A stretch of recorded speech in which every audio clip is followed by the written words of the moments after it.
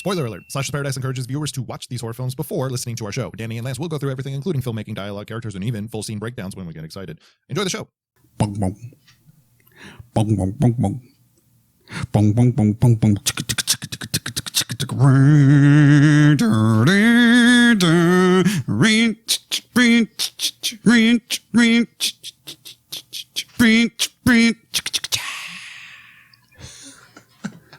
Welcome to Slash's Paradise. That is Danny's rendition of the opening of this movie. What'd you think of that shit? Danny's throwing it down so we don't hit the copyright on this one. Oh my gosh, folks, I'm not even joking. That was the intro music for Friday the 13th Part 3, the 3D disco version. Oh, man. It makes my heart so happy. This movie makes my heart so happy. I can't wait to talk about it. I love... what is it? Goofs or like gag reels. Okay. But like fun things. Okay. The 3D attached to it. Yes. I love that shit. This was the revitalization of 3D, the re-implementation of 3D. So you get those words. I am trying. You see me pronunciating on the mic, don't you? Revitalization. Very nice. Very well done. You see me, but yeah, the whole point was like, all right, we're going to introduce this technology. Paramount came out and said, like, all right, put some more money into it. We got special cameras. We're doing 3D. We're going all out for 3D, and a lot of theaters were not prepared for it. So Paramount said, all right, we'll help you out on that. So a lot of money went into this. Danny, it's our second 3D film ever. Man, but this is 3D the way 3D was fun. The red and blue glasses. Mm-hmm. Oh, man. Like, even if it worked or it didn't work, it didn't matter. What the point is that whether it's 3D in 1980... 2. Yes. Or My Bloody Valentine 3D. 2009. They are still going to do things that are made for the 3D effect that is worked into the movie is what I'm saying. Yes, and so much in this film. I love the way they did it in this film. Basically, everyone was just looking for ways to play with the 3D effects for the film, and you can blatantly see the actors trying to like, did I hit the mark? I love it. Just looking straight at the cameras. Something as innocuous and stupid as like one of the characters is playing with his yo-yo, but he's like playing with it towards the lens, or a snake jumps out at one of the characters and it's like it's a obviously fake snake and it's on a string, but it like see the string. They needed to, because they need you to come straight to the camera and like to a certain point and almost hold so that they can get that effect, and it could be a lasting effect. Listen, we get our recap just so we got in the second one. And that's great. So we're all caught up from 1 and 2. But this is the movie. I said at the very end of our last episode, like, this is where the identity of Friday the 13th comes from. It's from this film. You think? And once the recap's done, we get this funky jam. This jam. It's the smoke machines. That's all we see is the smoke machines, and then the 3D red effects coming up, the blue lighting. Yes. Oh, I'm in. It brings a smile to my face every time I start this film. I have a whole dance to this. I just saw it. Yeah, it's a wind up dance. You got to wind it up, and it's all, you just got to really you got to feel for it. My fiance can attest to this. It's a very embarrassing dance, but I have a great time doing it. Would you dance like that if you look like this? Oh, Shelly. Oh, my God. We've got so much fun stuff to get into in Slash's Paradise today. Let's get to business first, very quickly. Very quickly. Danny, what's the slash word? What's up? I mean, what is slash word in Slash's Paradise? Slash word is the horror version of the popular game Password, where if you hear the slash word, you get to take a drink. But the reason it's different is because it's brought to you by a horror person and or maybe a character from the movie that we get to call in and give you the slash word. So whether it's, I don't know, water, it's a Slash's Paradise. You could have a blue Hawaiian. Ooh. You could have a pina colada and get caught in the ring. Whatever you want to do. Anything in between. Have yourself a nice drink and play along, please. All right. So for tonight's slash word, who do we have, Danny? I think because it is the homage to him and how much I love this guy and everything that he brought to this series and how important he is. It's none other than Shelley himself calling in. Shelley, you're on the phone in Slash's Paradise. Go ahead and give all of our listeners the slash word of the night. Hi, this is Shelley, and the slash word is sex, which I don't have because I look like this. All right. Thank you, Shelley. Thank you, Shelley. Shelley is very important, and this pod episode might turn into a Shelley appreciation by me, Danny. And you know, Lance, how much I love the underdog or the guy that's maybe not the ripped and clean cut and all that stuff, but is like just the soul of a movie. I harken back to Hollis, to Ozzy. And, you know, even Harold is hilarious in this movie. But at the same time, yeah, Shelley has my heart forever and a lot of people's hearts. Shelley is one of the biggest fan favorites of the entire franchise. And why wouldn't he be? He's just so lovable. He's a horror fan. He's the prankster. Yeah. He's the prankster that we talked about, right? Like all these Friday the 13th movies have at least one prankster in it. Yeah. And he's ours in this one. Absolutely. And he sets a fun tone to the movie. Like once Shelley comes on screen, he has heart. He has everything. I think he's our favorite prankster of the series and one of our favorite characters from the series. So yeah, I'm just curious if he makes my softball team. I'm not sure about that yet, but I know Hollis is our captain on that one. But yeah, Shelley might be in there, maybe as support or as a designated hitter. Would you be designated in hit if you look like this? Oh, poor Shelley. The opening of this again, we recap, but this is actually happening the day after Friday the 13th Part 2. That's where we start off. We left off with Jason taking the machete to the shoulder, and he has gone to seek refuge in a nearby area that is adjacent to. He's surviving his wounds. Okay, yeah. So he happens upon a interesting married couple who have clothes are hung on clotheslines. They have a little general store. Mm-hmm. We know it's Harold and Edna. And Edna is giving Harold all the damn grief. Like Harold cannot do anything right by Edna. Can I just say, Edna, like she's got the curls going on. She's got the curlers in her hair, but she's kind of cute and young. They try to make her be this like crotchety old, angry woman, but she's a younger woman playing this. And Harold is also like, they put like a belly suit on him. I don't know if you noticed, like he's not a portly guy, but she's got some like beautiful blue eyes. And,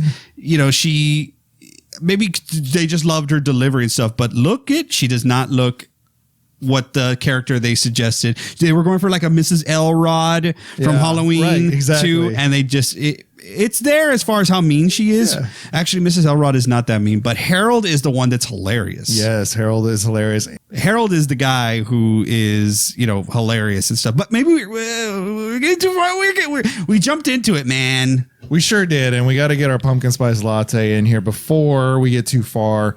Danny, yes. For Friday the 13th, Part 3, 3D. Mm-hmm. What is our pumpkin spice latte? Well, we mentioned a little bit of it before, but yes, one day after the events of Part 2, Jason has sought refuge in a nearby cabin area all to Crystal Lake. And while he recovers from his wounds, he goes on a little bit of a tiny killing spree along the way. Alongside that, a group of friends are retreating to a cabin for a weekend of fun and maybe debauchery. And it is a personal residence. It is not a camp and it's not camp counselors. It's just a group of friends trying to have fun. And they have wandered too close to where Jason is now making his area. And that is Part 3. All right. Our breakdown. The movie was released on Friday the 13th of August. Hey now. Hey now. 82. What's kind of funny about that is this movie doesn't actually take place on Friday the 13th. It's Friday the 14th and the 15th. Oh my God. So it lined up so perfectly, and then we kind of miswrote that whole thing. Our budget was $2.2 million, but put a pin on that. Okay. It was a $2 million conversion to 3D. So technically our budget is a $4.2 million budget because we had to convert everything that we filmed to 3D. So take the pin out there. Okay. Our box office was $36.7 million. Money maker. We made a lot more money than we made on part 2. But again, some of that conversion, there's even more money that was part of that because Paramount had to give money to these theaters to equip them with lenses and training and an entire like phone line for support for all these theaters to actually show this. This is the most widespread 3D movie of its time. Okay. Or to this era. The movie was written by Carol Watson and Kit Rosser. Okay. Directed by Steve Miner, again returning. Back to back. Starring Dana Kimmel and Paul Kratka as a Rick. All right, Danny, we've taken care of business. Yeah. Now let's head to paradise. Oh, yeah. Folks, get ready because it is time to relax in some kills. We've mentioned before that in this new pivot, we are also playing these movies. Not that we need to, because as I mentioned to Lance, a lot of these movies do live in my DNA, especially the Friday. I mean, obviously, I could tell you start to finish all the Halloween movies and the Fridays as well. But, you know, maybe the Freddy's are not as much, but they are pretty well known by me. But we are watching along the movie as we record this podcast. And I have to mention that Lance just had to cover his mouth and start laughing because we're watching the movie, obviously, with the closed captions on. And these captions care because they are very descriptive. Harold has a bit of a snacking bug. So he's snacking a little bit. And then he has like a pet rabbit. And then he goes and he sees that a lot of the rabbits have been, killed. And he thinks, well, we'll do something like this. And you think it was Jason, but it was actually a snake that got in there. A big 3D gag. Snake charges at the camera. He gets scared. He runs straight to the crapper. He sits on the shitter. And while he's sitting there, the captions just read, what did it say? Plopping, yes. Water sloshing, water dropping. And you know what? If you turn on the volume, you'll hear it. And it's so gross. But you also see very much where they tried to make Harold this fat guy. And he's just not. I think he's wearing a pillow under his shirt, quite honestly, because he's not what they're trying to make him out to be. Or it might have just been the blood pack, whatever, because he is the first death of the new Jason. Yes. And our new Jason, like we said, we're piggybacking off of part 2. So when Jason starts to stalk Harold and Edna, Edna. He's wearing the same overalls that he's wearing from part 2. He steals some clothes from the clothesline out there. So technically he's wearing Harold's clothes, I imagine. Yeah. And there are a little small on Jason, who's now 6'4". He's grown 3 inches since yesterday. Yeah. And we have a new Jason. When you get stabbed in the collarbone, you grow. When it grows back, you get taller. Yeah. And a little thinner and a little more cut. A little bit. I mean, but you notice because his body had to overcompensate for that collarbone injury, he's got the widest traps I have ever seen. Because he's wearing hockey pads. Hockey pads. Yeah, so Richard Brooker plays Jason and is a 6'3", you said? 6'4" gymnast. Trapeze artist. Holy Lord. So like that is quite the task, man, to be that tall. And maybe, I don't know. I don't find myself on a trapeze arena. I don't find myself there, but I know how tall I am. I know how much it is to throw this massive frame around. You know this as well. That's quite impressive for me to hear. Yes, absolutely. And I think he did a great job. We have a monster of a man as Jason in this one. And it's kind of what sets the tone for the rest of the franchise. Again, we kind of said in part 2, he's only like 6'1", still intimidating. But remember, like when he's wrestling around at the end, he's kind of the same size as the guys he's wrestling with. So there's just something about Jason being bigger than everyone. That's it, you know. So I really enjoy this Jason. He's lost all his hair overnight. Yep, because that's what also when you, Lance, I know you don't know this, but when you get macheted in the collarbone, you grow, but you have to lose all your hair. It's a trigger for a lot of things. Yeah. We gain 3 inches, we lose all our hair. Which I actually like Jason without the hair. Like they kind of bring it back later in the franchise. He doesn't need the hair. I'm always about it once he gets his hockey mask. Yeah. He gets his hockey mask. Oh, he gets his hockey mask. He gets his hockey mask. Folks, we've made it. Only 3 installments into the franchise, and we have the movie that Jason gets his iconic hockey mask. Because I think what was happening was the filmmakers they realized who's the money man at this point. They liked the Jason. They liked the Jason is what they liked over there with when he went to the Walmart. No, Jason was widely accepted by fans. They wanted more of him, but they thought since we intended to copy Michael Myers, we might as well give him an iconic face. You need to be able to see him. Like, it'll get old, the stalking from the POV over and over again, or just seeing the feet and stuff. I think they could get a lot more mileage out of seeing a full scary man. Yes. And, let's put him in a mask. Do you even know where they came up with giving him how they thought of hockey mask? Does it just happenstance? Do you already know this, or are you just trying to bait me into this? Or? I honestly don't know. I don't know if it was the costume designer or one of the tech guys, but he was an avid hockey fan. You did know this. No, I didn't. I do. I swear I didn't. He was actually an avid hockey fan and brought his hockey gear to set, just hoping that there would be like a hockey rink in the area. No. Or something. So he pulls out a Detroit Red Wings goalie mask that he just had in his gym bag, and they kind of threw that one on Jason. There was a whole nother design for Jason's mask. There was always intention to give him a mask, I think, to make him more iconic. Yeah. On this. And there's actually an alternate ending, I think, filmed with a different mask. But yeah, it came from this. That's this guy's crazy hockey gym bag. And they're like, ooh, I like that. And they kind of manipulated it into what we have now. Because it's not a full goalie's mask. But from back then, like the 70s was just the face mask. So okay, right. I think there's a little more paint, a little more to it. But for the most part, that's pretty much it.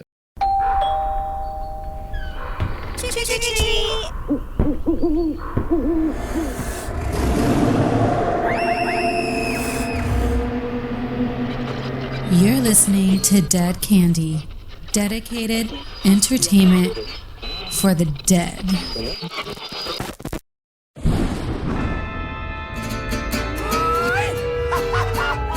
Hola, Gulos! It's me, Raul El Ghul, and I'm coming to you to ask you, follow me on el Instagrams at Raul El Ghul, or in Espanol, at Raul El Ghul. Anyway, I am the newest creature feature ghost host with the most. I know all the things of spooky things, and that's the story. I'm sticking to it. If you want to laugh, you can come there too, because if I wasn't called El Ghul, I'll be called Raul El Funny. Follow me on el Instagrams at Raul El Ghul. Hey, when it comes to ghosts hosts and spooky stuff, you could do a lot worse than Raul, but it doesn't get much better. Don't be a stupid. Be a gulo. Adios. So, early on in the movie, we get to meet the hero of the entire story. Shelly the man. I say he's the hero, and that might be... okay, look.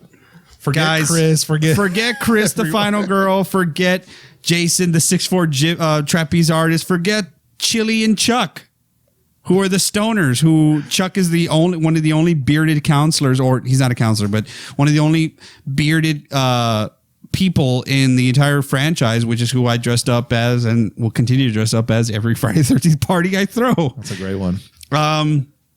So we meet these kids right away, and you meet Chris, who is It's just the way she's shot. It's the way she's presented. She's going to be your final girl. Okay. Yeah. I want to say like everyone in this film just seems a little more wholesome, or there's something more like we're no longer in the Pepsi commercial phase. We're in the milk commercial phase. You know, I mean, there's something a little more to them. Besides, I mean, like Chili and Chuck are the stoners, you know, but like there's nothing malicious about them. They're just like, I mean, Chuck looks just like Chong. Yes. From Cheech and Chong. Yes. Like, let's be honest. Absolutely. Yeah. Shelly's a little bit bigger, you know, from what he's not your clean cut or, you know, ripped abs dude, and that's why I like him so much, because he's like, you know, he's the he's the hero for all the, you know, not so great perfect bodied people, and he's important because Shelly is a prankster. Yeah, he's a bit of an asshole too, because all his pranks kind of come at the wrong moment each time. He has one of my favorite lines is, okay, there are a lot of my favorite lines from Shelly, and the ones that I've been quoting already are from this opening moment, because Shelly is been set up on a date because they're all like, you know, going in pairs, and he gets set up with Vera, who, as a Latino man, I am watching this movie, and there is a moment that is so awesome because Vera is, I'm assuming obviously of Mexican descent or Latino or Hispanic, and they go to pick her up. Her mom pops out and she's like, yes, you know, and they say, hi, Mrs. Sanchez, we're here to pick up Vera. She is not going. You don't understand how many times I've been in moments where it was time to go party, and, you know, maybe I did not deserve it, and I was shut down, and, you know, the wheels were in motion, and people may have been coming to pick me up, and I had to tell them, well, guys, I can't go. They don't, you know, let me. Well, obviously her mom is not wanting her to go up there because, you know, that the area around where even this Higgins Haven, which is named after Chris's family, it's all near Crystal Lake. So she's being a protective mother, but Vera obviously, you know, kind of rebukes that and goes anyway. Yes. But it's when she comes out and they're like, well, they're arguing inside and in Spanish, and Chris asks, I forget what the one that's, anyway, she asks the other girl, and she's like, what did they say? She's like, I don't know. I flunked Spanish. Oh, that's funny. She comes out and she's like, oh, just your typical conservative household. So who's my date? And Shelly's wearing this freaking plastic mask that's just distorts you. Oh, it's almost like the Purge, the first Purge. kind of. Yeah, Yeah, well, there's a name for these masks, and they were very popular way back in the day, but I forget what they're called. Yeah, it's like it's Totally clear, and it's got the but it like kind of distorts your face enough. Yeah. So it's got like ripples where it's not supposed to be. And she's like, so who's my date? And Shelly's like, hi. And he picks up his mask and she sees him and she goes, you're Shelly? And he goes, sorry. And it's just like, it's already established that it's like, oh man, poor guy. But the best line, and the one that I've been quoting, is like, his friend is telling him, you know, Shelly, you're my roommate. I love you, but you gotta stop acting like a jerk. So just be yourself. He's like, would you be yourself if you look like this? That's when he first takes his mask off. What it's establishing is that Shelly's got a bag of tricks. He's got a box that Vera, when they're sitting in the back, she's like, what's in that? And he's like, it's my whole world. And that little thing, stick around. You'll see. Ah, dang. Shelly's got a little bit of stupid game.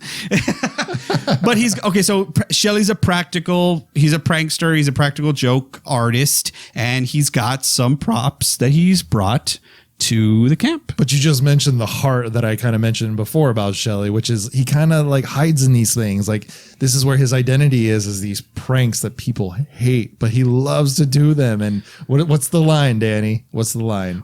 He said, Shelly, why do you have to be such an asshole? I'm not an asshole. I'm an actor. Same thing. Damn it. Is that the line? Yeah. You were talking about? Yeah. From Andy, yes. Yeah. Andy's his roommate, and is the reason that Shelly's there. And Shelly has a lot of self-deprecating one-liners, that's like, you kind of laugh through him, with him. But sometimes it's like don't be too hard on yourself. Like, own it. If he owned it, like he's funny. He can juggle. Yeah. He's witty and stuff. But he's like, everyone jumped out and they all went skinny dipping as soon as they got there, and they're like, Shelly, why aren't you swimming? Oh, they said they were going skinny dipping in. I'm not skinny. Dude, I felt that for real. Especially it was like PE, right? And it's gym. Oh, yes. And it's like, all right, shirts versus skins. And I'm like, I'm on shirts. And they're like, nah, we'll determine that. I'm like, I'm on shirts. Yes. I am not on skins. Don't put me there. You don't know what it's like for me. Man, I had the same thing back in the day. I was a little chunkier. I had the same thing where I was like, okay, you're on skins. And I was always like in the advanced teams. I was like, I had no say on my team. Like I wasn't the captain of this team. It was like, okay, you're skins. I'm like, damn it. Yeah. And I just hear the little snickers and stuff like that. I hated it, man. Then they would do like, once I started like growing into my body and started like, being able to defend myself a little bit more, because people used to do the nipple flick to me, and I freaking hate that shit. So I'll like, if someone does it, I'll just like kind of make an announcement. Okay, don't do that. If you do it again, I'm going to punch you in the face.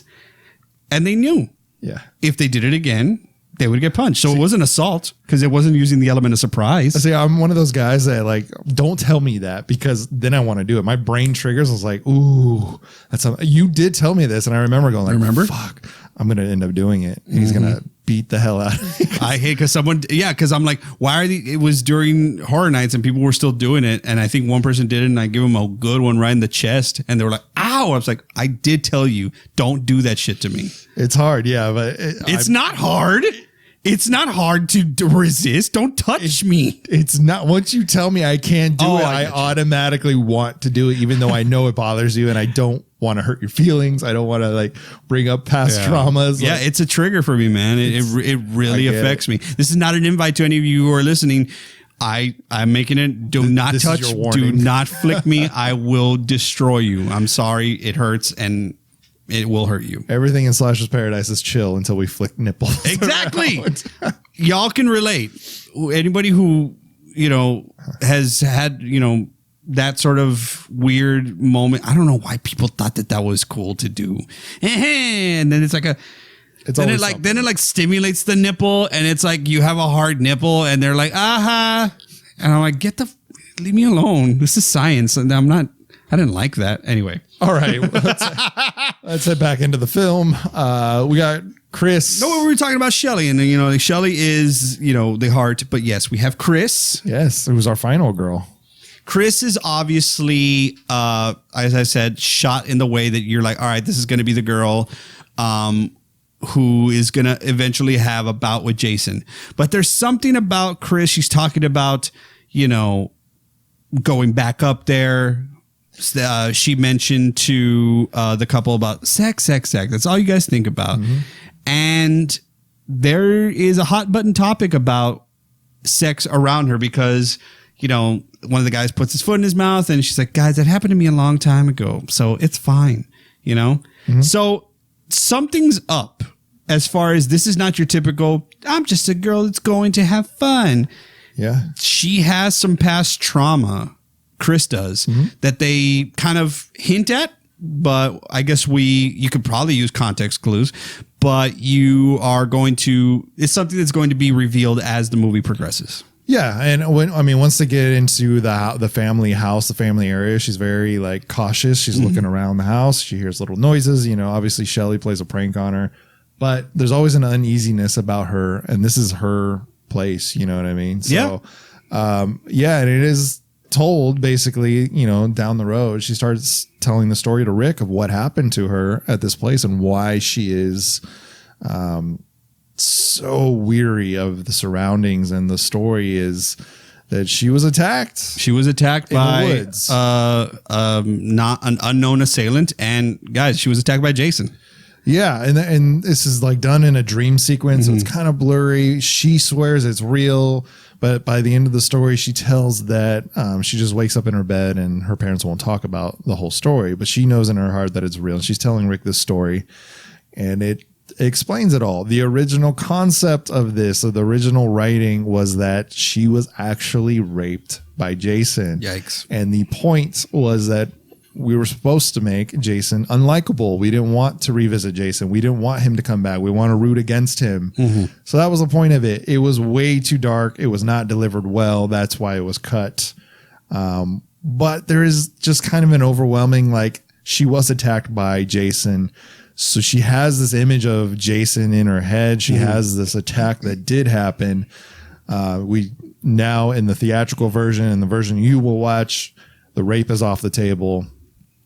But she was still a trauma. She was definitely assaulted by him. It's left for your imagination interpretation, but he definitely did assault her, and she has now returned with her friends as a way of, it's like a coping thing. She's trying. Yeah. She's not trying to remove the power that the place has over her, because as she says, the last time she was there, it's something that it's been with her. She's kind of hung on to it. So maybe through friends and through, Rick, who is her on and off boyfriend, it seems, who's obviously cast way too old for the entire group. I mean, that's just the way it is. He looks like the Brawny Man, just like shaved off his mustache and just came out of the trees. Brawny Man makes his return. Yeah, he's back. But there's a lot of interesting side stories in this movie. I think that's why this movie is one of the more favorites for a lot of people. Not only does it establish and give Jason his hockey mask, but there's a lot of cool characters that you can latch on to. But there's also like, Jason's not the ultimate villain in this. I mean, he's the ultimate villain, sorry, but he's not the only villain. Yeah, there's like another group of villains in there who are just jerks. Yes. And you're talking about the biker gang. I am talking about the biker gang. Yeah, which is awesome. Like, it's such a fun little thing. And Shelley, again, the heart of our movie, gets to kind of play hero in a little Shelley bit. Shelley turns into a little bit of a freaking hero, Lance. Yeah. It's awesome to get his moment. You know what I mean? A lot of these characters don't ever get their moment, and he gets one. So there's a dust up a little bit. And I hate this scene because, that clerk is real mean to Vera. We don't accept no food stamps. And I was like, God damn it, why you gonna be so mean? Yeah. But anyway, the biker gang is like in there and they're kind of messing with them. So they have, Shelley and Vera get out of the situation, are going to leave. And while Shelley's going to drive, because Vera's like, I'll kill somebody if I, take the wheel. Well, Shelley ends up putting the damn car in reverse and knocks over all their bikes, kind of like when Pee-wee does it in Pee-wee's Big Adventure. But Shelley is like, oh shit! Obviously, one of the guy who is the leader of the biker gang sees that he does it. Ali sees it, and Shelley's like, you know what? To hell with you. You broke you broke my windshield, or, they borrowed the car from Rick. Yeah. You broke my windshield, and you know what? I'm going to have my comeuppance. So he turns around and runs over the bikes that he had already dropped, just crushes the wheels, at least one of them. And it was a huge hero moment. Vera's like, you were great. Yes. Shelley's gonna, turn into the awesome hero. And it was it was a good moment. It was a good moment for Shelley. It was a good moment. And a bonding moment with Vera, which was awesome because that's supposed to be his date for the weekend. It's like, is Shelley really going to win the girl at the end of this? I mean, you hope, but he can't help himself and kind of turns into his old tricks, and he's going to keep on playing practical jokes. And that's okay because like some people are, they have a safe space, and Shelley's is practical jokes. So, go ahead. No, you go. Well, we said go ahead at the same time, so Jinx, you owe me a Coke. Anyway, were you going to say like one of the interesting things is seeing Jason lurk around and then being so gratuitous with his face? Yes. You were going to say that? Yes. You freaking dude. Yeah. They show Jason a lot without his mask, not hiding his face. Because he doesn't get the hockey mask until about an hour in. That's not introduced. He's lurking. You can kind of see it, especially now with HD and all this, the Blu-ray and all that stuff coming out. You can really like look at it. But with VHS and the way it was originally released, you can barely see it. But he is in full makeup, and he's just lurking around. This is like one of those things that I love, where you can just see him kind of chilling in the barn and watching the drama, Right. And going on. You know, listen, I've been in settings like this, like it's a nice huge cabin, but I've been like at the ranch we have cabins, or we have a little house, and then spread out area where the garage is, or where we keep the tractor and stuff. I have good peripheral vision. I'm always aware. I'm so sorry. I will see a man poking his freaky face, chilling outside of that barn. He's just posting up like, what are you guys getting into? You guys gonna go swimming? Because I'm just yes, you can. But have you ever been in these open areas and you're looking at something for a good minute and you can't figure out if it is a person and a face? Sure. And then you find out that it's not. I feel like that's kind of the point. Yeah. Is like he's there, and it's one of those things that you might be able to see, but he is also in the background, and he hides, he shades himself. I think it's one of those things that he is always lurking. It's one of those things that you will remember, and the next time when you're looking at that face for a good minute, like, is that a face or is that a tree? Is that a knot in the wood? What is that? So yeah, I buy that. I like that. I know Lance just laughed because there's a part where the biker gang catches up with them back at the cabin, and their big master plan is that they're going to siphon the gas from their van and light the whole freaking barn on fire. So that seems like it's a little excessive. It's the bark that gets me. Yeah, that's why Lance laughed, because the signal to hey, the coast is clear. One of them barks at the rest of the gang, and it is a bark. He goes for it. Yes, it's so cool. I love the bikers are kind of more punk style for the 80s, so yeah, they are villainous and punkerish, and it's just a fun extra, and to add to the body count as well. I will say that every time if I jump in a pool or something, or if I lay down on the bed or something that makes me relax, I will do Fox's line when she gets in and starts swinging. Woo! This feels good. I always do it from the ropes. Yeah. Yeah. She's just swinging on that. Yeah. The rope outside the barn. Yeah. Also, I was going to mention it with part 2, but I'm glad that these bales of hay are here for part 3 so that I could talk about bales of hay. Okay. Let's hear it, Danny. I have seen pacas, which is, a term to call bales of hay, my whole life. I've seen square bales. I've seen round bales. The square bales that are in part 2 and part 3 are so tightly packed. I know that they are heavy as shit. So when Jason is coming after Chris at the end of part 3 and just tosses that bale of hay, that is so damn impressive, because I have picked up bales of hay before that, they're usually tightly packed, but that doesn't help anybody when you make a bale of hay so freaking heavy. I mean, yes, it's more bang for your buck, but who's going to get to who's moving that, right? Right. Those bales of hay, I will say, especially in part 3, are so tightly packed, and I appreciate them. That's me, growing up on the ranch and, appreciating good farming and ranching. So there it is.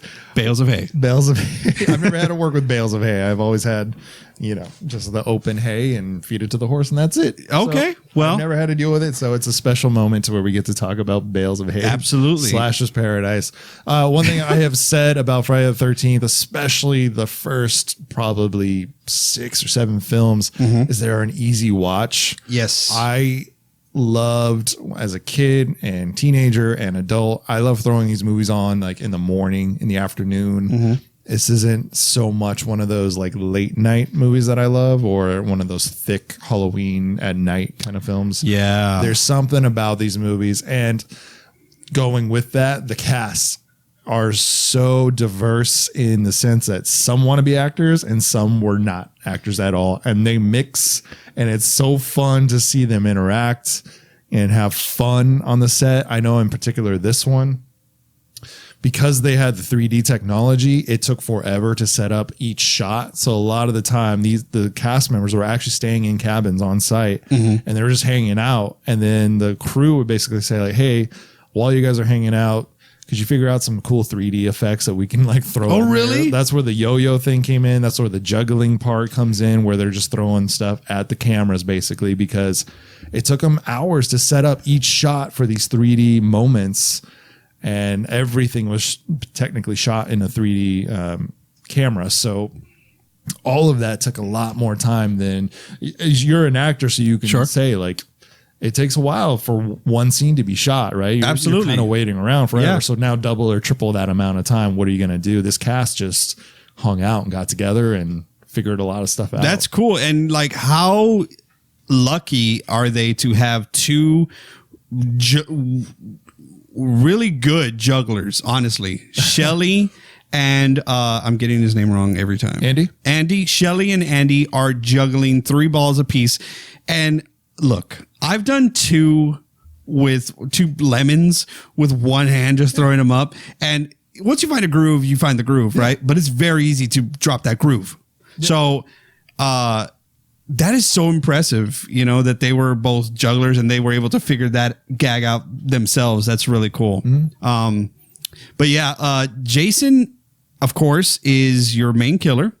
And even there was something kind of interesting what I was feeling when I was seeing, because the biker gang does go in there to mess shit up, right? Mm-hmm. But they meet their end by pitchfork mainly, but really quickly from Jason. Mm-hmm. It's something, and maybe you can help me articulate this a little bit better, but it's something about bad guys getting killed by bad guys. Okay. Do you know what I'm saying? Uh-huh. Like, they're obviously there to ruin shit. They're mean throughout, and then they get killed by Jason. So it's like, you kind of, I don't know if I'm not saying I was happy, because that's the wrong word, that they got killed by Jason because they were being jerks. Mm-hmm. But there's definitely a weird feeling. Yeah, no. Watching them die at the hands of Jason, knowing that they're bad people too. You're tapping on my nostalgia of remembering this. Like, ooh, everyone gets it. You know what I mean? Like, yes, the villains get it pretty bad quickly. You know what I mean? So you're right. There is a different kind of feeling when the bad guys get got by the main villain. So yeah, you're right. There's a totally different feeling to that. It's kind of funny you mentioned that. So also, it's part 3. So we got to go bigger, better, stronger, faster, more violent. The kills are more aggressive. I do have to talk about the part that is happening right now. It's Ali, the leader, and he's the last one of the biker gang to face Jason. And, Jason is...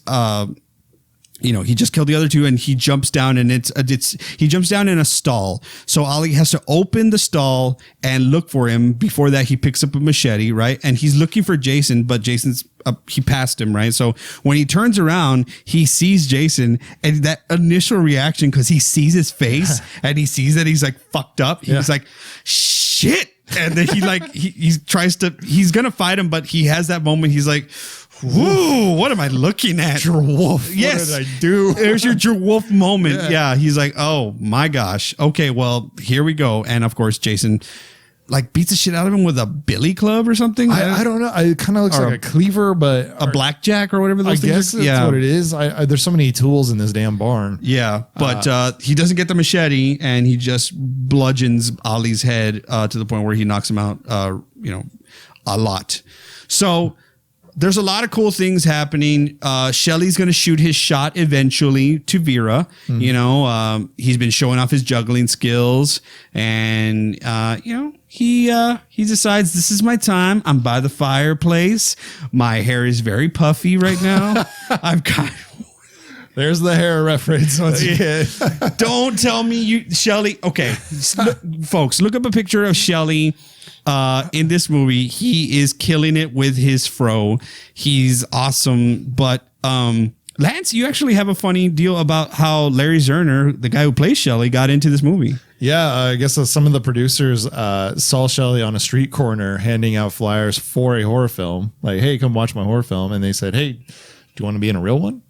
And that was how he got cast. Son of a bitch. This is what I was talking about, is like the mix. I mean, he is the last credited actor in this film. He wasn't an actor, like he's just on the street corner and gets discovered, and then he gets thrown in with some other people that are trying to be actors. And he maintained that. Larry Zerner, I don't think he really did anything much after that. He's actually a lawyer. Yeah. I love this fact that you've brought up recently because I did not know this. So I don't know if you guys are aware, but Friday the 13th, the franchise, is in a bit of a litigation struggle fight. There is a lot that is going into it. Basically, the original writer is claiming copyright on everything since, and he's just looking for his royalties in perpetuity or his residuals or from it. And it's being argued that while he created the characters, he did not create what is most lucrative, which is the hockey mask wearing Jason. All he did was write about the boy Jason. So what has been established right now in the courts is that the franchise can continue, but they cannot be called Friday the 13th anymore. Right. They can just be, make Jason movies. And if it's a Friday the 13th movie, they have to pay him. And they would anyway. So it's being appealed right now. But the point I bring all that up is the only reason I know any of this is because Larry Zerner, attorney at law, on Twitter breaks down the case. He is the point of reference anytime this case has something that happens to it. He's the one talking about it, and we'll break it down for anyone listening or following him. So it's so cool for the horror community. We talk about conventions and how a lot of these actors, that's kind of all they do nowadays. They don't act as much, or some are, still acting and they still go to these conventions, but they make a bunch of money. I mean, this guy, for the horror community, is using the fact that he's a lawyer and understands the case and like putting it out there, because a lot of people want more Friday the 13th and Jason, and we are just not getting it. LeBron, his production company, I think they were trying to acquire the rights or make a new Friday the 13th film. Yeah. And you can't right now. The game couldn't be updated anymore because of this lawsuit. So it has a preliminary decision right now, but it is being appealed because, quite frankly, the people who are making the Friday the 13th movies, like I just said it, they want to continue to use the name. And they just don't think that it's fair or anything. Like, they have made the franchise as popular as it is because of the grown Jason Voorhees. I get both sides to it. I just say pay the man. I think it's a little bit more intricate than that. Anyway. Follow Larry Zerner and he will tell you everything. Yeah, I imagine there must be some long-term money involved in this. That must be the reason. Like, usually that's what happens, right? They're just like, fuck it, pay it. Yeah, well, let's move on. But if you're the creator of the whole thing, you are making more money than the main person at that company, basically. Like, I'm just saying, like, he would have to be paid amounts of money that I don't think that are, feasible. Maybe, who knows?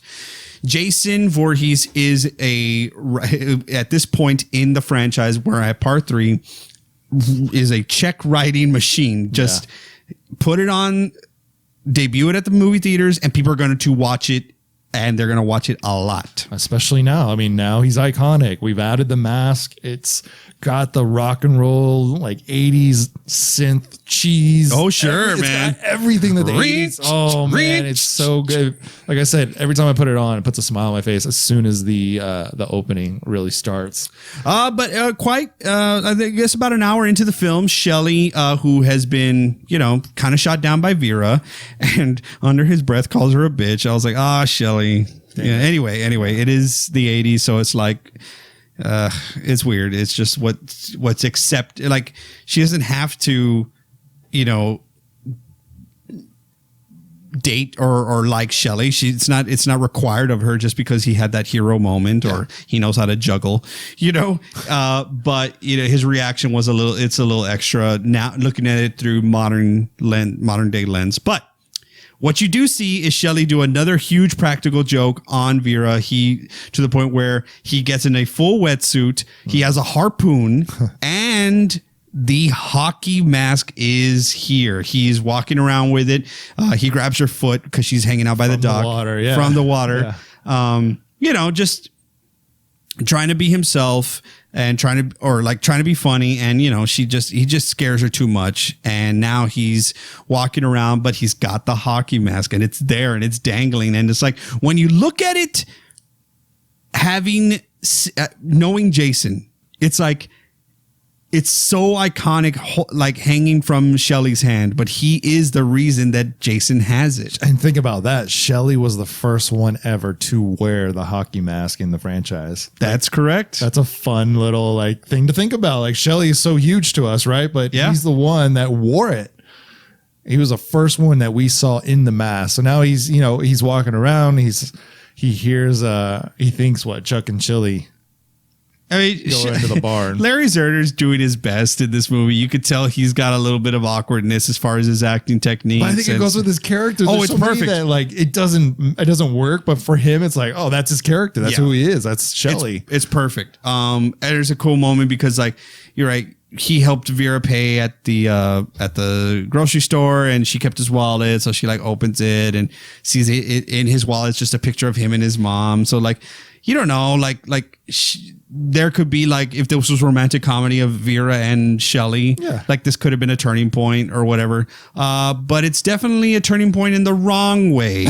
Yes. Because Shelley gets got in the barn and Jason takes the mask, takes the harpoon, and delivers what's probably the best shot, not film shot with a gun.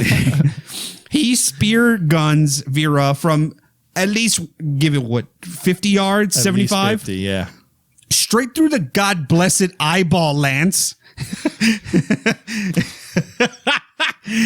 Oh my gosh. This scene. Okay, first of all, we never see Shelley get got. We see a surprise reaction. Sure. And now Jason has his mask and harpoon. What I love about this scene, where you are literally watching it right now and I'm dying laughing, is the way Jason struts out. Remember, we've talked about the fact that Jason, we see him lurking around. We kind of see his face, sort of. He's still the lumbering dude from the second film, and kind of what his mom did, where we only saw legs, feet. That's it, right? Until the very end. Uh-huh. And this is the first time that we're seeing him. He's like, I got my mask. Yeah. Fuck it. He comes out. He struts. He comes out with a lot of goddamn swagger, dude. Oh, he's like, oh, check this out. Yeah. Hey, what's up? I ain't hiding no more. I got a mask now. Check this out. And he's got the harpoon. Yeah. Oh, He turns the corner surprise, motherfucker. He's got a little bit of that going on.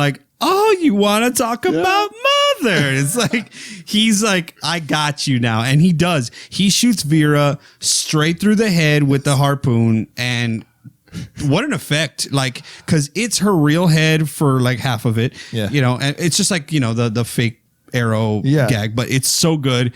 What happens next is that he just okay. I have shared with the people that obviously I have hunted before, and I have made miraculous hunting shots. Whenever you make a shot that is so unbelievable, like he just did, you have to have a reaction. He drops the spear gun told you.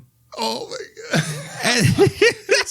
He drops the spear gun told you, and just walks up. The camera follows him and does this pan up to the cabin as he's all right, well, who's next? Yeah. Who's going to get this Who's going to get these hands next?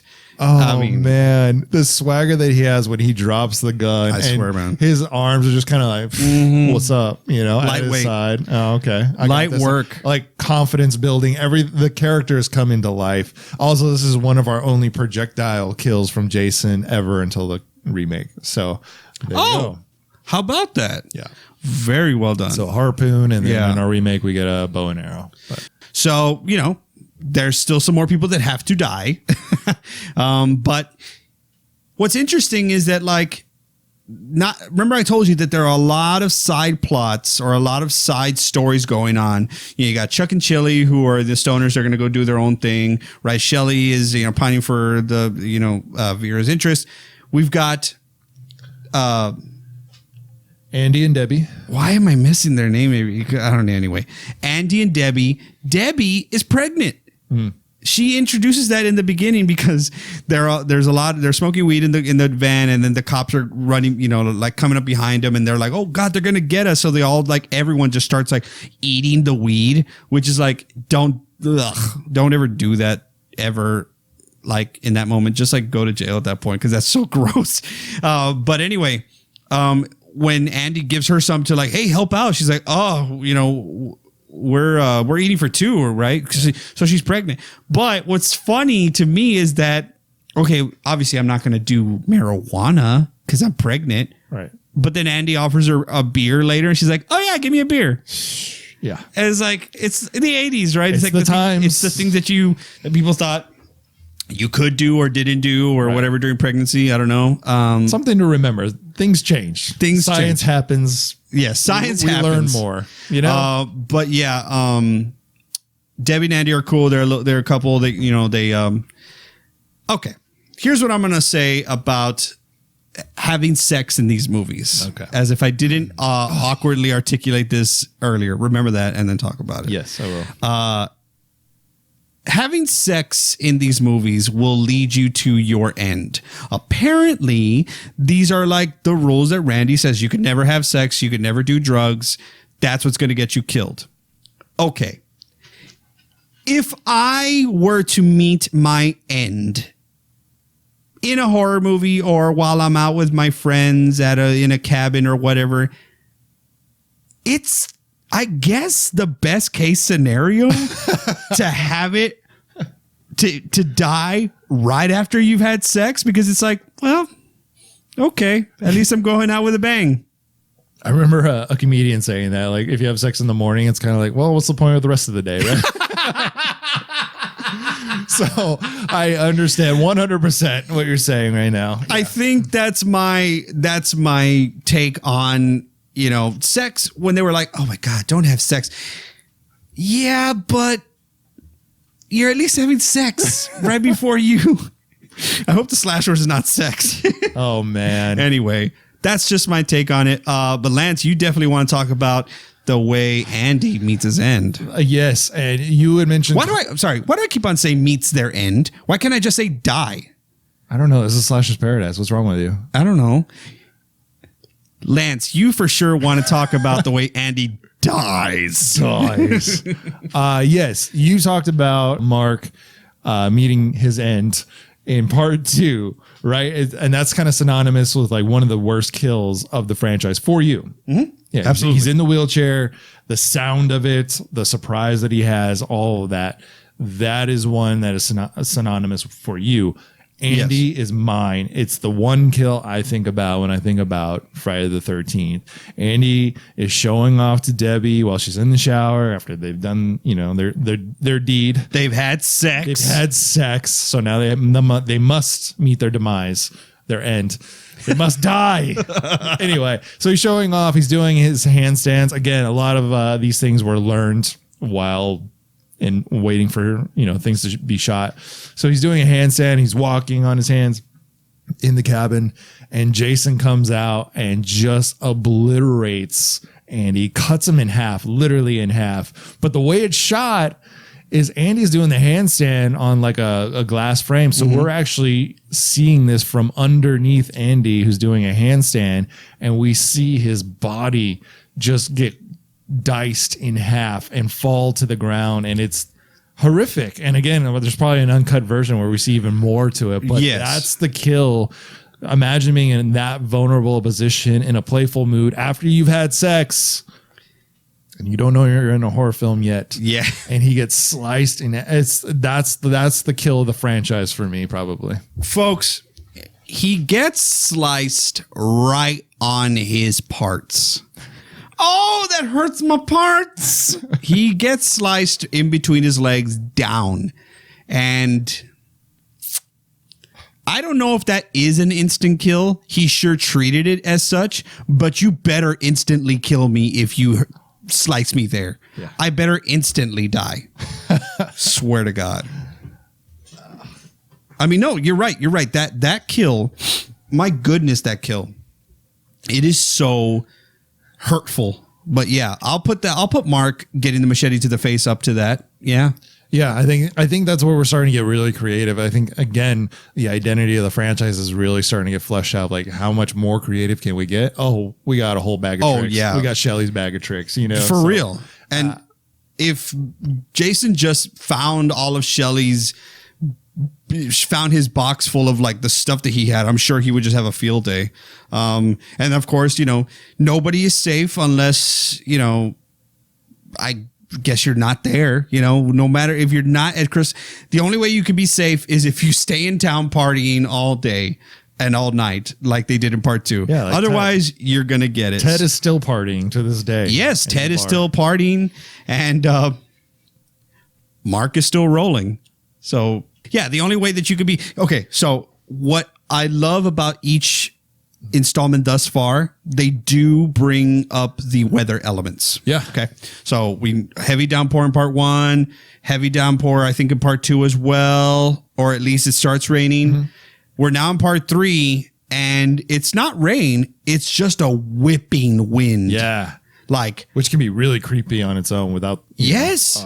I've been in high wind, especially if there's like if there's a lot of trees and such and a lot of leaves to be, blown. However, yes, the weather is a huge part of it. And it's another thing that you have to combat, especially like if you're trying to close a door or close a window and the wind is, kind of blowing in, or if the wind kind of does like a fake scare and like blows a door closed and you're like, oh, it was Jason. No, it's just the wind. Right. Although I do like this part that just popped on the screen. So Chris is running away from Jason, and I think it's rude of her actually, because it really is, because she's making fun of Jason, right? Because as you all know, Jason was he wasn't a very good swimmer. But he wasn't, it's alluded to that he wasn't the brightest.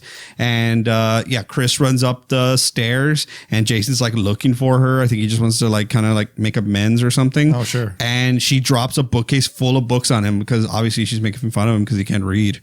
Poor guy.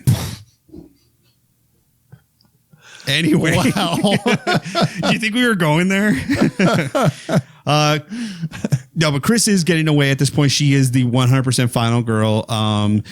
Go watch the movie because the way he kills Rick is ridiculous. Yes, it's ridiculous. He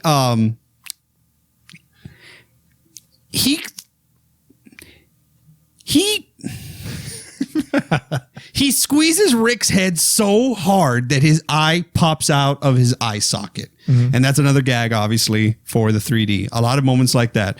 But obviously, Chris is, she's just like, okay, somebody's chasing me right now. But remember, when Jason attacked her, he did not have the mask on. Right. So he has the mask on right now, and he's chasing after her. But she is definitely fighting back, and I love it because she does some really great stuff with her eyes. You could tell that she's like, I did not want to get there. I did not want to be in this moment. Yeah. I'm reliving a lot of trauma. You could see it materializing on her face. Like, it's a great job by the actor. Especially when she is, she's stabbing at Jason, trying to hit, to hurt him, to defend herself.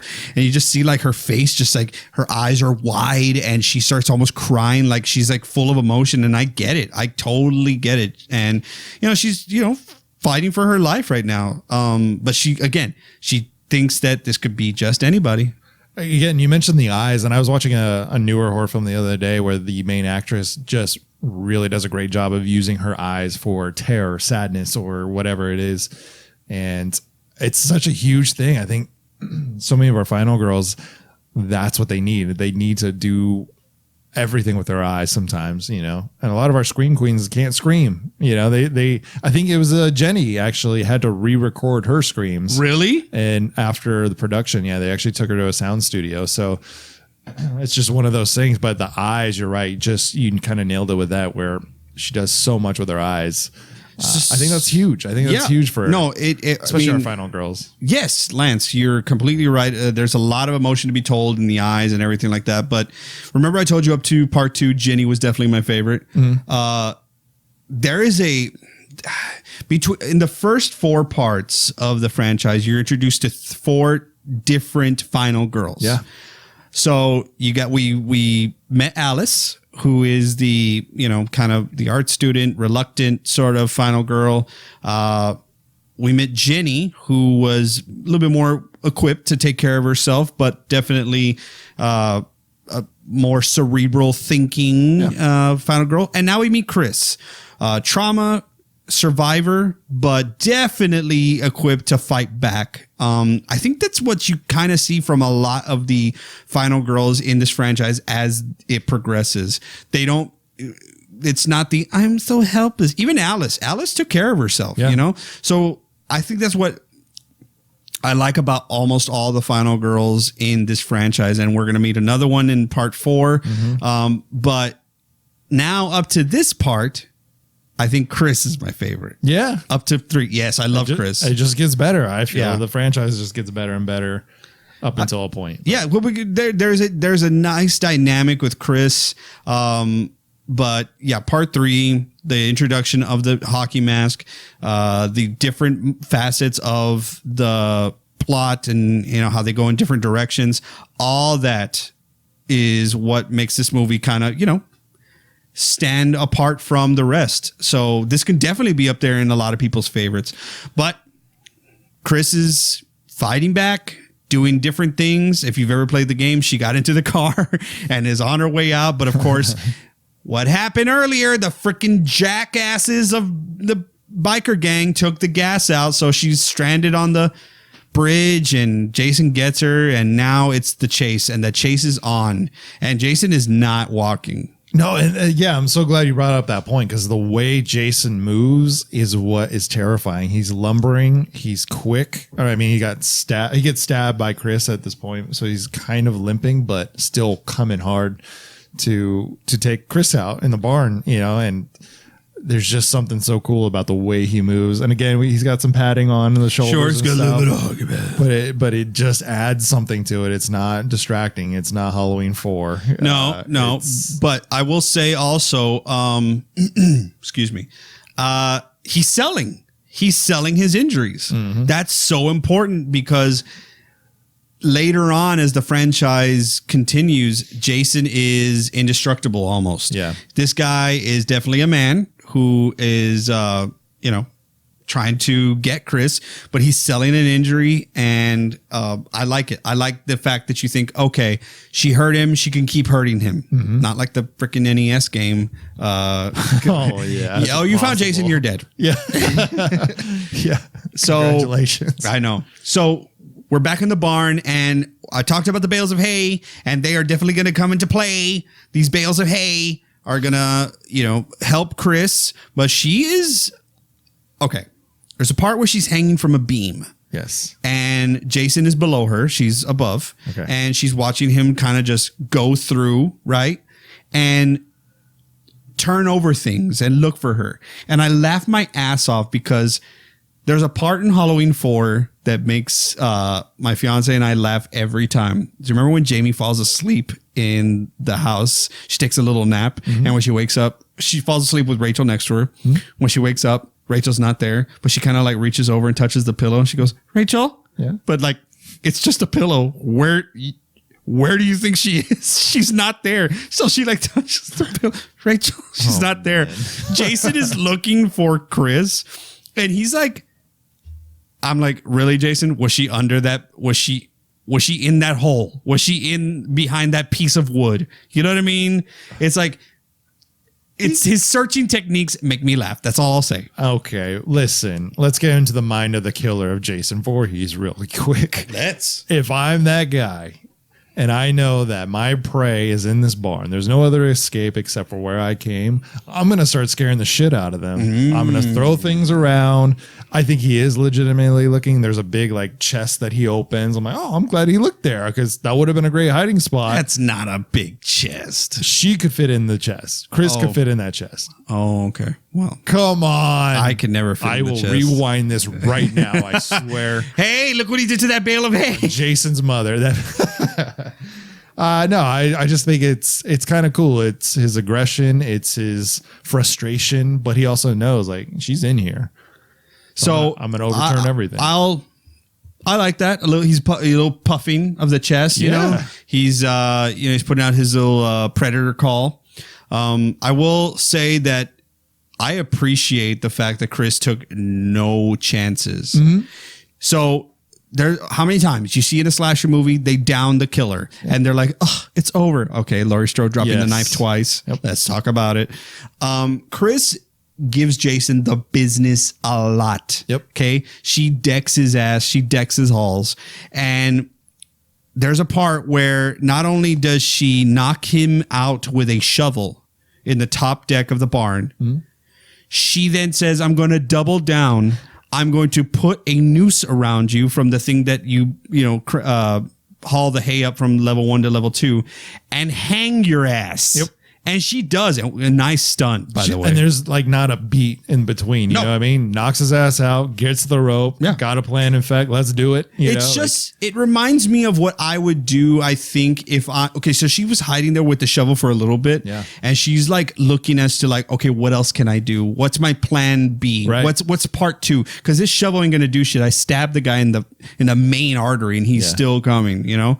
So you think it's over. She killed him essentially by hanging him. And like I said, a great stunt because I've always liked who does it. Well, the weird thing that happens in H2O when he gets pinned by the van and he kind of like flails. I love a good flail because you need to sell it, you know? And the guy who did the stunt did a great job.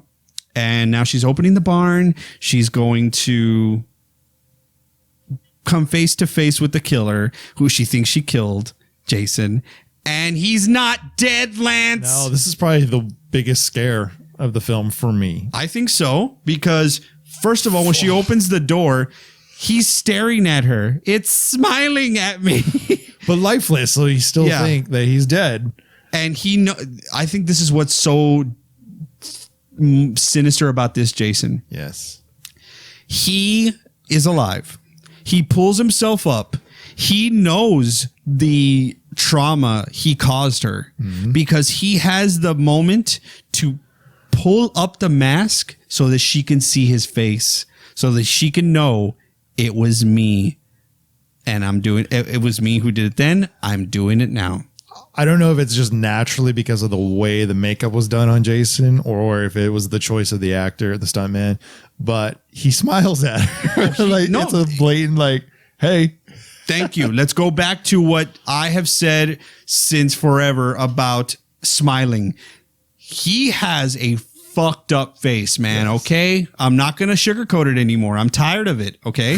He has a messed up face and he pulls that mask up and looks at her like, what are you going to do? You know, it's me. It's me. Yeah. He does have that sort of, it's like it reminds me of Sloth from the Goonies. Yeah. Quite honestly, but it also is the noise that Chunk is making when they're bonding over the baby Ruth.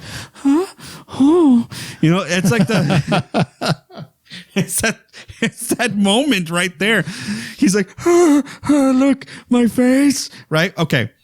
Chris is like, no, she's like, you can't be alive. And she's like, oh my God, it's you. So he gets off the rope. He's got the machete. He's gonna get her. And Ali, still alive, the biker, the dickhead, comes out of the stall, still alive. What does he say? You get off of her. And I'm like, you trying to have a redeeming moment? Aww. All right, dude, that's cool. So he, gets Jason's attention. Jason chops his hand off and kills him, but it allows Trish the time she needs to take an axe and give him a permanent damage that would be carried on throughout the franchise. Axe through the side of his head that leaves a indentation on the mask that would be almost permanent, would be there for future installments. Yeah. Save one. Even his head starts to boil over this axe. Yes. Yeah. So there is I appreciate the continuity, but she axes him to the head and that should be it. Except she's done, man. Like she has been traumatized almost to the point where it's broken her because As common, she retreats to a canoe in the water. What a throwback. She retreats to this man-made lake that does look man-made. Let's be honest. Oh, yeah. Because yes, folks, the lake that they made, this wasn't shot in New Jersey or Connecticut yes, it was in Connecticut, but it wasn't shot to where there was a real lake. They man-made a lake, and it was garbage from the beginning. This one was shot in California, actually. Yeah. It takes place in New Jersey, we believe, but the barn and a few of the houses that were actually used were built. It was all on set. It was all because they wanted to utilize Hollywood and studios because of the 3D technology. Yeah, so, yeah. The man-made lake, you kind of mentioned, they built it themselves. But they didn't seal it. Yeah, they didn't seal it. So it's like we have a presa. We have a pond at the ranch that is only 3-sided. Basically, it's your runoff. Mm-hmm. It's just going to catch all the rain that's coming down from the hills and stuff, and eventually it'll evaporate, right? Yeah. But it feeds a lot of animals and whatnot. So this lake, I don't think they intended it to be that way, but they just didn't seal it, and all that water just sunk into the soil, and that must have been terrible for it because that's a lot of God bless it water. Yeah. And that's your first few days of shooting that you just lost. Probably. Exactly. So, Chris, I guess, comes to, wakes up, sees, this part does kill me every time. When she sees Jason, she sees him with the wound. So she's thinking it's real. She's woken up and she sees him. He's in I don't know why this choice, but you know what, man?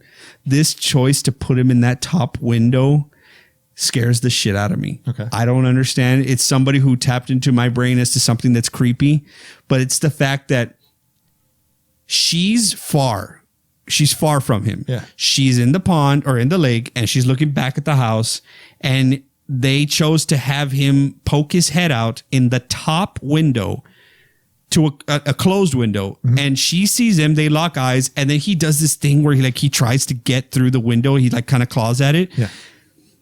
And he's still smiling the whole time. Yes. It's that moment. I don't know, man, because I'm like, why wouldn't you just already be through the door? Mm-hmm. Or why would you not why wouldn't you be behind me? It's the fact that he made himself known far away to where she could have an escape route. She could have time. Yeah. It just scares me so much, man. That scene. And then, of course, he comes down, busts the shit open. That's the way you bust through a damn screen door. Let's be honest. He destroys that shit. But it was all a dream. She's kind of having a flashback, a traumatic episode. And capped off by the weirdest ending. I don't know where they went with that. But what they did was, instead of Jason coming out of the lake, who was it? It's his mom, a corpse version kind of his mom, I guess. With her head on. With her head on and a very clean Colgate smile. And worms coming out of her face. And the most hollow eyes, which was kind of cool. Yeah, but, I mean, it looks cool, but you guys are already giving up on certain continuity. Well, and also, it's a dream sequence, so it all goes out the window, but sure. Did Chris know about the mom? Do we ever establish that Chris knows the backstory? I mean, I think everyone in the area does know about Jason. She didn't say Jason attacked me, but she did know that it was a weird looking person. So she probably could have pieced that together. I believe this is the only film where none of the main characters mention the name Jason. Interesting. Yes. Well, that's it, folks. It was all a dream, and the police get her, put her in the back seat, and she's lost it. She's cracked. Yeah. She's crying and laughing at the same time. You feel bad for her because this is you defeated your demon, you defeated your monster, albeit physically, but you're just gonna probably relive that trauma over and over again, and it sucks. Yeah, it's such a sad ending for Chris, who I agree is one of our favorites. Our favorite Survivor Girl of Friday so far. So far, I'll say. Because we're going better. But folks, this was not the original idea for part 3, was it? That's right. No, we were supposed to have a returning character. It was supposed to be all based on Jenny. Yeah, Jenny was supposed to come back and have been in an insane asylum or a hospital. Yeah. And deal with Jason, who was coming after her, and obviously more counselors. No, I don't think in the concept that I read that there was any counselors or anything. This was a hospital. Just him coming after her. Yeah, you know what I mean. Like it was away from the camp. It was kind of away from everything. Interesting. It's funny because we mentioned the machete is synonymous with Jason. The mask is synonymous with Jason. Counselors is synonymous with Jason, but we only get really, I think, 3 movies with camp counselors. We only get a few movies where he actually has his machete or a few kills throughout the franchise. Sure. And the mask doesn't come in until the 3rd film. So it's kind of a funny, like, we attach all these things to Friday the 13th and Jason, but if you really go through and watch the franchise, it's a lot more sporadic and a lot less prominent than you might think. Oh, I totally agree. So camp counselors, Camp Crystal Lake. That's the origin. It's funny because what ends up happening is that you have to try and refresh it. Refresh the story. So yeah, this part 3 idea with Chris coming back to the area where she had a traumatic experience. I love that. Not that she had a traumatic experience. I love the idea that, of course, other people if it's a big lake, if it's a huge lake, other people would have run-ins with this thing. More people must have seen Bigfoot, right? You know what I'm saying? Yeah. So it's like, I love that. Not everything needs to be tied to the original, but there is that nostalgia thing. Can you make a direct sequel from the original? Blah, blah, blah. But as the franchise goes on, it starts to get a little bit more jumping to the shark. But I think we have one more that does well. And then after that, it's a little bit of something. Yeah. We're jumping all over the place after that. But all right, that is Friday the 13th, part 3, 3D. 3D. Folks, we hope you enjoyed that and that your livers, if you did alcohol, are intact from the slash word. Good luck. All right. Danny, how many machetes do you give Friday the 13th, part 3? I will give Friday the 13th, part 3 a very comfortable 4. That's great, Danny. Yeah, that's great. You know what I'm going to give it? Can you guess? Yes, you're going to give it 5. It's a 5 all over. Like, this is my favorite one by far. Yeah. I said it before. I'll say it again. I get a smile on my face as soon as the credits start. I love this film. Don't listen to Rotten Tomatoes. It's a 7% on there. Don't ever listen to Rotten Tomatoes, please. No, don't. Formulate your own opinions with everything. There are some things that as soon as if you're like channel surfing or like streaming service surfing and you turn on something and it looks like it was shot with someone's home video, then of course you can turn that off immediately. But for the most part, formulate your own opinions. Yeah, absolutely. So. Friday. This is really hard for me, Lance. I know that I typically, when I put these movies on, I don't go for part 1. Even though I put part 1 as number 5, I recognize as 5 machetes. I ranked it with 5 machetes. I rank it based off of how important I think it is, the scares, what it did, all that stuff. It all goes into it. 3 and 4 alternate as my favorite ones, but right now I am comfortable giving 3 a very strong, healthy, fully intact 4 machetes. 4 fully developed. All right. Yeah. I think that's it for us. Slashers Paradise. Remember to lock your doors, bolt your windows, and would you be yourself if you look like this? And join us next time in Slashers Paradise.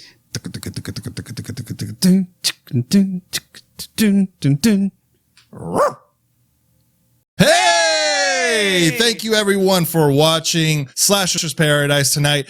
Please go down to the subscribe button right down here and click subscribe and make sure you turn on your notifications so that you know when we go live next time on YouTube. Danny? And if you prefer an audio version, look us up on Apple Podcasts, find Slashers Paradise, listen to us obviously, and leave a 5-star rate and review. If you don't know what to say, go ahead and put in a request of a movie you'd like for us to talk about. We'd love to hear what you think, guys. Yes, please. And if you would love to see more of our beautiful faces, head to facebook.com/deadcandyfix. Dead Candy is the producer of Slashers Paradise, and we will see you there, and we will see you next time. Here's to you guys. This is Slashers Paradise. Sorry, I had to work that in. And I'm going to drink on that.